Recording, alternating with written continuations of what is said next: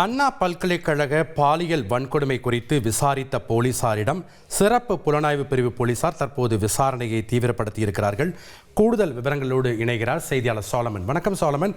தற்போது அண்ணா பல்கலைக்கழக பாலியல் வன்கொடுமை குறித்து விசாரித்த போலீசாரிடம் சிறப்பு குழு விசாரணை மேற்கொள்ள என்ன காரணம்?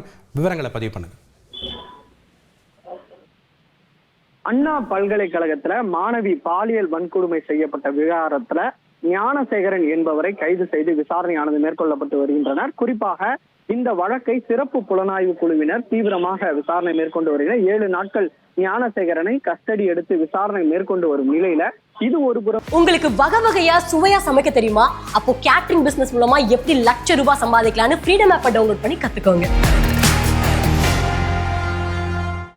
மற்றொரு புறம் அடையாறு போலீசாரிடம் சிறப்பு புலனாய்வு குழுவினர் தீவிரமாக விசாரணை மேற்கொண்டு அவர்களிடம் இருந்து 6 செல்போன்களை பறிமுதல் செய்து சைபர் ஆய்வகத்துக்கு அனுப்பியுள்ளனர்.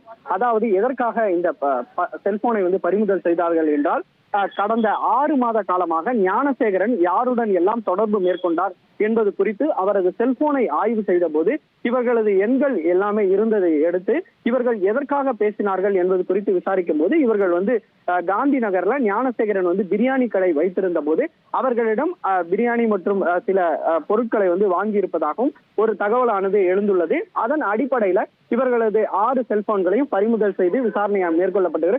இவர்கள் இந்த பிரியாணி வாங்குவதற்காக தான் பேசினார்களா அல்லது வேறு எதற்காக பேசினார்கள் என்பது குறித்து அவர்களது செல்போனை ஆய்வு செய்த பின்பு தான் தெரிய வரும் எனவும் போலீசார் தரப்புல ஒரு தகவல் தெரிவிக்கப்பட்டுள்ளது.